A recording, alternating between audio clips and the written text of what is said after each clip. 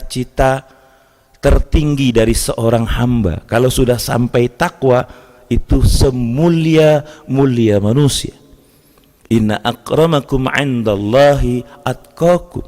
Sungguhnya yang paling mulia di antara kamu, kata Allah Subhanahu wa taala, adalah yang paling bertakwa.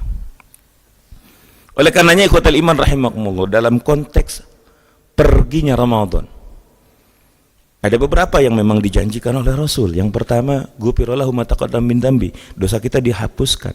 Bahkan kayaumin waladathu ummu, kita seperti bayi yang baru dilahirkan. Idul Fitri, kembali kepada kesucian.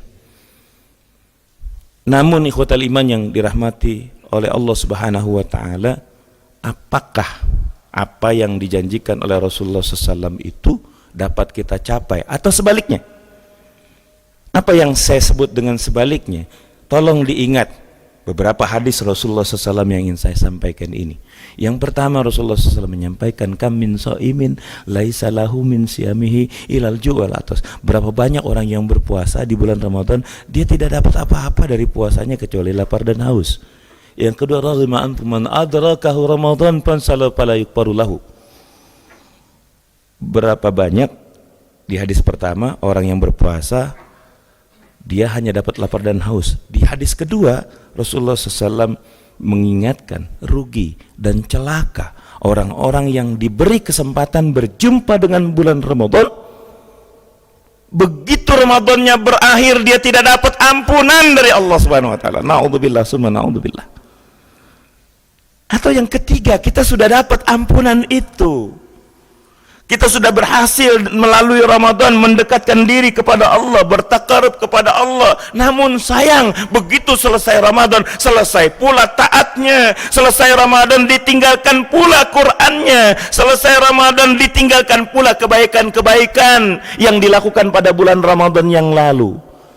Sehingga Ramadan pergi, taat pun pergi. Ikhwatal iman yang dirahmati oleh Allah Subhanahu wa taala, di dalam Al-Qur'an Allah Subhanahu wa taala mengingatkan kita, wala takunu kallati naqadat ghazlaha mim ba'di quwwatin ankatha. Janganlah kamu seperti seorang wanita yang memintal benang, setelah benangnya dipintal lalu diurai kembali. Ketika saya membaca asbabun nuzul dari ayat ini bercerita tentang seorang wanita gila yang dia memintal benang. Kalau biar mudah kita mencernanya, menggulung benang.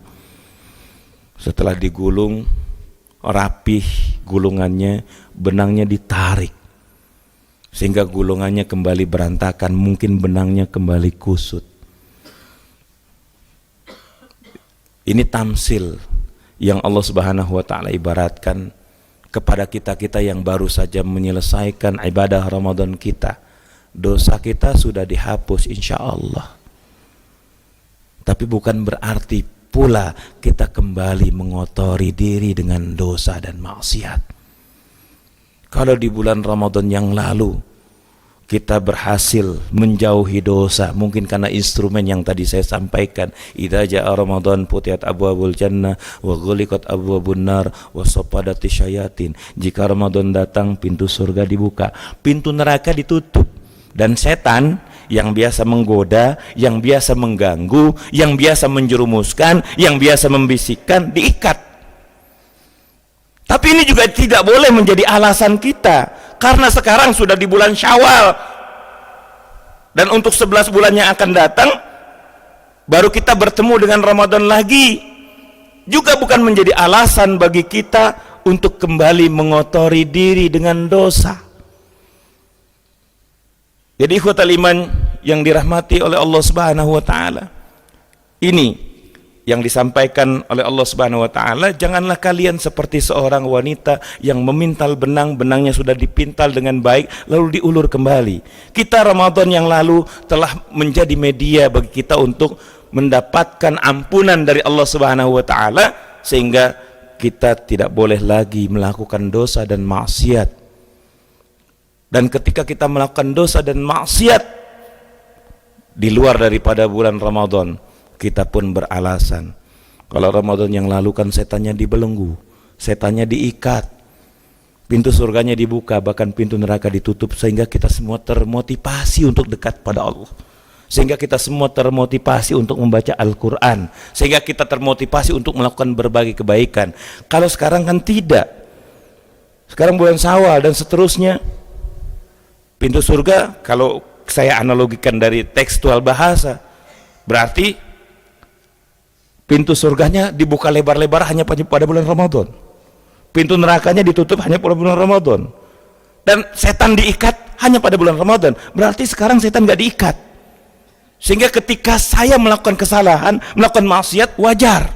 Janganlah ini dijadikan sebuah pegangan untuk kita, di mana Ramadan merupakan target yang telah menjadi capaian kita semua, la'allakum tattaqun, supaya atau agar kalian menjadi hamba Allah Subhanahu wa taala yang bertakwa. Orang yang bertakwa adalah orang yang memiliki daya tahan. Kalau di dalam pengertian lughawi atau bahasa tentang takwa ini, takwa, orang yang bertakwa adalah orang yang senantiasa siap melaksanakan perintah-perintah Allah Subhanahu wa taala dan menjauhi segala apa yang dilarang oleh Allah Subhanahu wa taala. Dan kalau mau ditambahkan, sebagaimana apa yang dikatakan oleh Ali bin Abi Thalib radhiyallahu an, beliau mengatakan takwa itu adalah orang-orang yang al-istidadul maut qabla nuzulul maut, orang yang telah mempersiapkan diri untuk bekal kematiannya meskipun kematian itu belum datang kepada dirinya. Jadi ikhwatal iman rahimakumullah, mudah-mudahan daya tahan kita di dalam mentaati Allah, kedekatan kita kepada Allah, keakraban kita terhadap Al-Quran, dan kebiasaan kita melakukan kebaikan-kebaikan yang kita lakukan di bulan Ramadan bisa tetap terlestarikan, dan kita bahkan sesuai dengan nama Syawal, artinya peningkatan, iman kita meningkat, semangat kita meningkat, kedekatan kita kepada Allah Subhanahu wa taala meningkat. Karena pada hakikatnya kita ini tidak pernah jauh dari Allah. Kata Allah, "Idza sa'alaka ibadi anni fa inni qarib." Muhammad, jika ada hambaku bertanya kepadamu tentang aku, katakan aku dekat. Sebetulnya kita dekat dengan Allah, apalagi Ramadan kemarin. Dan seharusnya setelah Ramadan kita lebih dekat lagi dengan Allah.